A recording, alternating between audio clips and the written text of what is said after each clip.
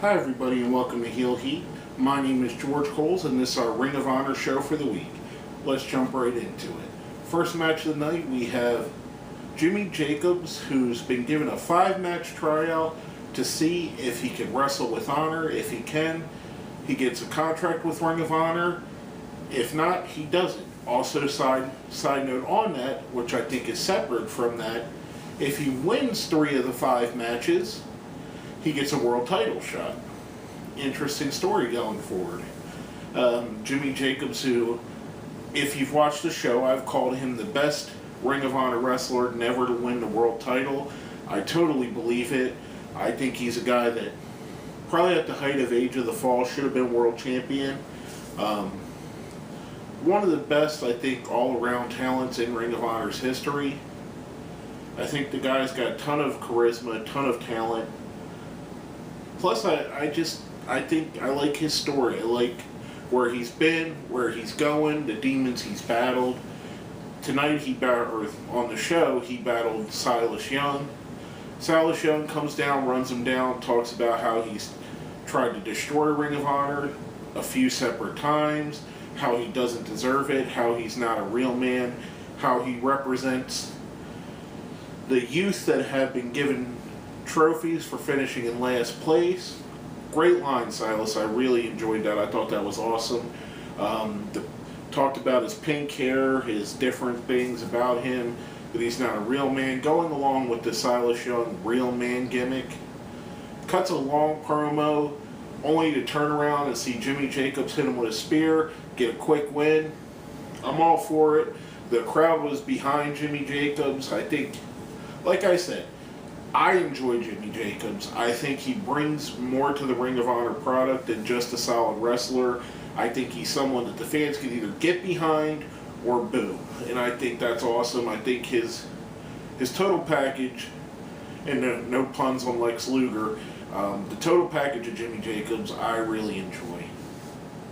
Now, coming up after that had to be one of the greatest matches on Ring of Honor television since they've done the show. And I think they're 100 and some episodes in.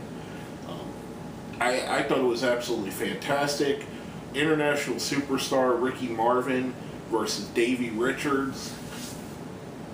Put on a wrestling classic. Anything short of what you would call a dream match. 2 guys that have won championships all over the world. 2 guys that have been at the top of the wrestling business in their respective promotions and in several different promotions. Both of them have. I thought this was absolutely awesome. I liked every part of this. The psychology used, the ring work, the counters. Ricky Marvin is a guy, he's been wrestling for almost 20 years now. If you've never seen him before, I'm most familiar with his Japanese work. I don't follow a lot of South American, Mexican, or they were mentioning he has been wrestling in Chile a lot. I don't follow a lot of Mexican wrestling just because of the fact I don't get to see the videos. I'm not saying that I wouldn't. There's a different psychology there that it's harder for me to follow their style of wrestling than it is, say, Japanese wrestling, which is, it's different, but I'm used to it. So I know a lot of his work from Japan. Richards has worked all over the world, as everybody knows. Absolutely fantastic match. This has to be one of the best Ring of Honor television matches, if not the best, that they've put on since doing the show. One of the best televised wrestling matches of this year, in my opinion. I absolutely loved it. It was amazing. It just, as our friend Triple F said on Twitter, it was a match that deserved every "This is awesome" chant that it got. And absolutely awesome. Great match. Great, like I said, dream match for a lot of people. Now, Davey Richards picks up the pin after a vicious-looking brain buster. Then we go into our main event. 2 former Ring of Honor World Heavyweight Champions, Kevin Steen versus Davey Richards' tag team partner, Eddie Edwards. Now, on any show at any time, this would be the best match of the night. it's a little bit overshadowed by the Marvin vs. Richards match. However, this match was great in itself. First, Steen comes out. He gets attacked by Mike Bennett, who pile drives him, setting up their pile drive, who has a better pile driver battle. Again, folks, I can't stress this enough. Simplistic storylines that make sense. My pile driver is better than yours. Simple. There's a reason for the feud. Who's the better at doing the move? Simple. He pile drives Steen. Steen seems to be injured. They want to call the match. Steen insists on wrestling. Edwards doesn't want to wrestle him.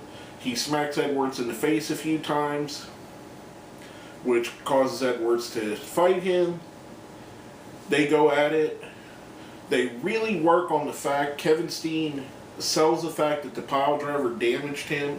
It's evident all through the match. They work on it. They work on the fact that Eddie Edwards doesn't really want to hurt Kevin Steen. He's an honorable guy. The psychology in this match was second to none, and a lot of people have knocked Ring of Honor, saying that there is no psychology to their matches. It's all just bump fest, spot fests. This is a match I beg to differ. They used everything around them, the pre-match action, Kevin Steen and Eddie Edwards' history, and they really, I thought that they put out a fantastic match. This match was great, overshadowed by the match before, but this was also a really good match. This was a professional wrestling match, a storyline driven. The ring psychology in this was absolutely amazing on both ends, Eddie Edwards and Kevin Steen. Edwards picks up the win, which I'm pretty sure everybody could have guessed with Steen being injured. I thought it was absolutely awesome. Another great show in the books by Ring of Honor. Continues to be the best professional wrestling show in America. And let's go right into our rating system. Now, if you've seen our show before, we have a scale of 1 to 5. 5 being the best, 1 being the worst. And I'm giving this a 5. I thoroughly enjoyed from beginning to end of this show. I'd really like to see Ring of Honor pick up and become a 2-hour show at some point, or maybe even move from being a syndicated show to one major network. I understand that the networks they're promoting on are owned by Sinclair Broadcasting, which also owns Ring of Honor. But they need to realize that maybe a deal with someone like, Fox Sports or something of that nature to get them on the cable television wouldn't be bad. They could stay with this show and have another show a la Raw and SmackDown, a la TNA Explosion and Impact. Just my opinion. I'd love to see them go to a 2-hour format, give us more. Not that the 1-hour show is bad, but it leaves a fan like me wanting more, which is always an awesome feeling at the end of the night. I'd really love to see them go with a longer format. I believe that we would get more of the 30 to 40 minute matches that Ring of Honor is really, really famous for. Their matches, if you watch a Ring of Honor show or you go to one live or order one of the DVDs or internet pay-per-views, they're not 5-minute squash matches. They're not the 10-minute time limit TV matches that you're used to. They're great long-form wrestling matches, which in my opinion, it really shows the art of the business. But anyway, I'm going a little bit far off the rails here. Gave the show a 5. I thought it was absolutely amazing. Not much they could have improved on in here. But basically, that's all I have to say about that. My name is George Coles, and this has been another episode of Heel Heat.